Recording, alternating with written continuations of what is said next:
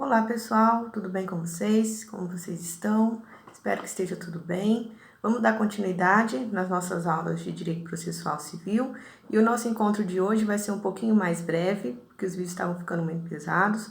Então eu vou deixar lá no plano de aula o link para vocês fazerem a leitura do conteúdo, né, do que eu vou estar falando aqui com vocês, para também facilitar a entrega da atividade que vocês precisam me entregar ainda na data de hoje, tudo bem? Na aula passada, nós estávamos falando sobre cumprimento de sentença, né? Então, eu abordei alguns aspectos, né, da execução no que diz respeito ao título executivo judicial. Falamos também sobre a defesa desse devedor, né, que nós vamos chamá-la de impugnação ao cumprimento de sentença. E agora eu quero falar sucintamente com vocês sobre o artigo 528 do Código de Processo Civil, tudo bem?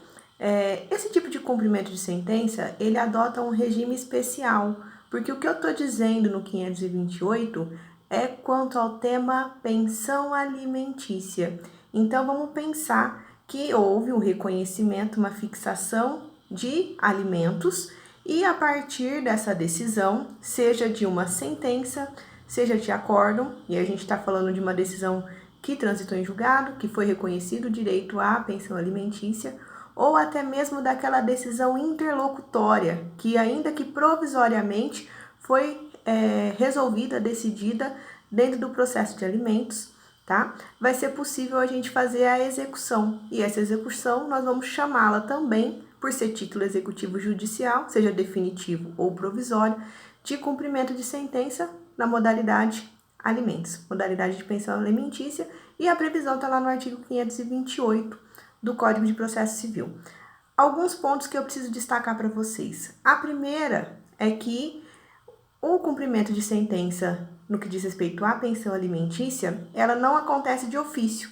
Então, só vai ser realizado, só vai ser reivindicado esse pagamento de pensão, a cobrança da pensão, caso haja requerimento da parte interessada, então da pessoa do alimentando, né, alimentado, para realizar esse pagamento da pensão, certo? Então, não é feito de ofício, vai ter que ser feito um pedido, nos moldes de pedido de cumprimento de sentença, dentro do próprio processo, tá bom? Isso se eu estou me referindo a decisões que já são definitivas, que não cabe mais nenhum tipo de recurso. Se eu estou falando de situações que houve uma decisão interlocutória, vamos pensar, fixou alimentos provisórios, né, houve o deferimento da liminar, esse pedido de cumprimento de sentença de alimentos, ele é feito em autos separados, tá? Ele não é feito dentro do próprio processo. Então, perceba que tem diferença já, né? Se houve decisão definitiva, o pedido de cumprimento de sentença é feito no próprio processo, até porque é segmento, é sequência.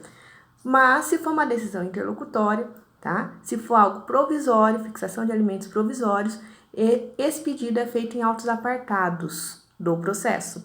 Tudo bem?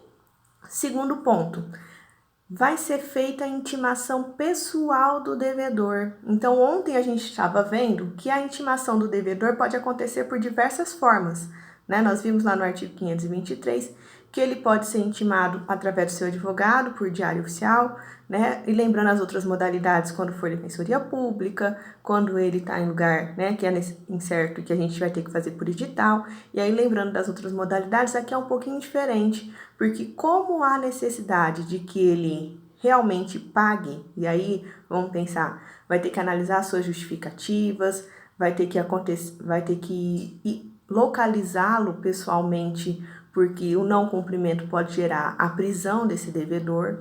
Então, é a razão pela qual a intimação tem que ser feita pessoalmente, porque somente esse devedor é que vai conseguir apresentar a sua própria justificativa, certo? Então, nosso destaque, né, para a intimação pessoal do devedor. Além disso, ele é intimado para pagamento no prazo de 3 dias. Então, o devedor é intimado para realizar o pagamento no prazo de 3 dias ou, aí o artigo fala em ou provar que já fez, então provar que fez o pagamento, por isso que eu sempre digo, é interessante guardarmos os extratos de pagamento, os comprovantes de pagamento, tudo que a gente gastou em termos de pensão alimentícia, como forma de comprovação que a pensão alimentícia foi paga, a pensão alimentícia fixada foi devidamente paga por esse devedor. ou ele pode ainda justificar a razão pela qual ele não fez o pagamento. Então, vamos pensar, é um meio de defesa? É um meio de defesa. Só que, ao invés de a gente considerar ela como uma impugnação ao cumprimento de sentença, a gente chama ela de justificativa desse devedor, tá? Então, é a justificativa pelo não pagamento da pensão.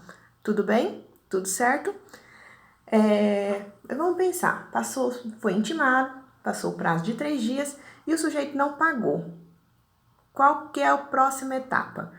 A próxima etapa é que o juiz vai poder protestar, então, protesto judicial, que é o que está previsto lá no artigo 517 do Código de Processo Civil, pode ser feito nesses moldes. Então, é aquele protesto de cartório? Sim, aquele protesto de cartório. O nome dele vai ser protestado, tá? E aí vai abrir margem para qual a modalidade de cobrança que está sendo feita. Então, por que eu estou dizendo isso? Porque a gente tem que o Código de Processo Civil assegura 2 formas da gente fazer esse tipo de execução. Então, o artigo 528, no seu parágrafo, vou voltar aqui, ó, no seu parágrafo 7º, vai dizer que o débito alimentar que autoriza a prisão civil do alimentante é o que compreende até as 3 prestações anteriores ao ajuizamento da execução e as que se vencerem no curso do processo. Então, percebam que nós vamos ter 2 modalidades. A gente vai ter uma situação de cumprimento de sentença que pode desencadear a prisão, como pode haver um pedido de cumprimento de sentença nos moldes do que a gente estava vendo ontem, no que diz respeito à execução de quantia certa, onde vai haver penhora de bens e tudo mais. Então, eu vou requerer o pedido de cumprimento de sentença de pensão alimentícia nos moldes de possível prisão desse devedor, caso ele não tenha pago a pensão de 1 até 3 meses. É o que está dizendo o artigo. O artigo fala até 3 meses. Isso significa que se ele está devendo 1 mês, ele pode ser cobrado. Se está devendo 2 meses, ele pode ser cobrado. Até 3 meses, segue esse tipo de regime especial, que é possibilitada a prisão desse sujeito, caso ele não pague. Tudo bem? Para fins de competência, tá? A competência vai estar prevista lá no artigo 528, parágrafo 9º do Código de Processo Civil. Então, ele pode optar pelo seu domicílio, mas também pode voltar lá nas modalidades do artigo 516 do Código de Processo Civil. Então, peço para vocês fazerem a leitura desses dispositivos que eu estou mencionando para vocês, tudo bem? E continuando, no que diz respeito a esse tipo de cumprimento de sentença sob pena de prisão, vamos pensar, ele foi intimado no prazo de 3 dias, foi devidamente intimado, conseguiram localizar ele, ele não fez o pagamento. Se ele não fez o pagamento, não apresentou uma justificativa, inclusive faça um parênteses, essa justificativa tem que demonstrar uma impossibilidade absoluta. Então, vamos falar, eu não estou dizendo daquele pai que vai justificar, por exemplo, que não pagou pensão porque ficou desempregado, tá? Isso não é considerado uma impossibilidade absoluta. Mas vamos pensar naquele pai que está completamente enfermo, não morre no hospital e não vai ter condições naquele momento, óbvio, de prestar os alimentos. Então, vai ter que haver uma justificativa para que o juiz entenda que aquela impossibilidade dele realmente é absoluta. Naquele momento, ele não tem o mínimo para conseguir cumprir com o pagamento da pensão, certo? Mas vamos pensar que ele não justificou. Ou se justificou, a justificativa dele não deu certo, não colou. E aí, a gente vai passar para a possibilidade de prisão. Então, passado o prazo dos 3 dias, ele não pagou, ele não justificou, não provou que o fez, tá? Abre-se prazo para o autor, no caso, né, o exequente, requerer, se for o caso, a prisão desse devedor, certo? Essa prisão, ela é decretada pelo prazo de 1 a 3 meses, o sujeito fica em regime fechado, porém, fica separado dos outros presos comuns, tá? E é importante ressaltar que o fato dele ficar preso não exime ele do pagamento das pensões, ele continua devendo as pensões em atrasado, sem prejuízo daquelas que forem vencendo no curso do processo, tudo bem? Isso na modalidade de prisão. Agora, quando a gente está falando do pedido de cumprimento de sentença nos moldes do cumprimento de sentença por quantia certa, que é a outra modalidade, a gente está falando dos alimentos atrasados há mais de 3 meses. Então, vamos pensar, já tem 1 ano que o sujeito está devendo pensão.